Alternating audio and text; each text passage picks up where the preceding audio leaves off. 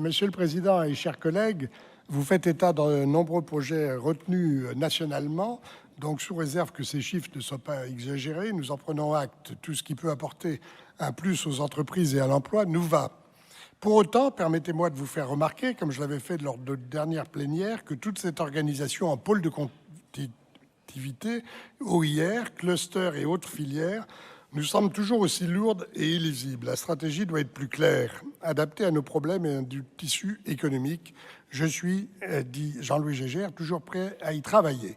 Pour ce qui est maintenant du soutien au pôle de compétitivité, vous clamez, comme dans quasiment tous les dossiers de cette plénière, votre slogan 100% climat.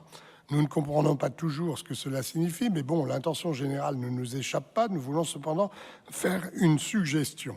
Le gouvernement dit vouloir se lancer, il était temps, dans une opération de reconquête de notre souveraineté pour une vingtaine de domaines liés à la défense nationale. Enfin, car depuis des années, c'était devenu un gros mot de parler de souveraineté nationale et de souveraineté économique, et ceux qui le faisaient, le Rassemblement national et ses alliés, étaient cloués au pilori. Nous sommes heureux que cette exigence puisse enfin être reprise.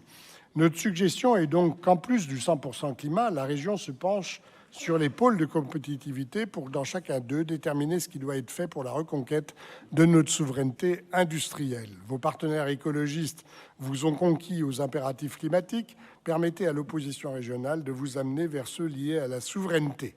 Mais êtes-vous capable d'écouter et d'entendre? En fait, peu d'illusions. J'ai bien peur, nous dit Jean-Louis Gégère, qu'au niveau régional, vous soyez aussi sourds que l'est le gouvernement au niveau national.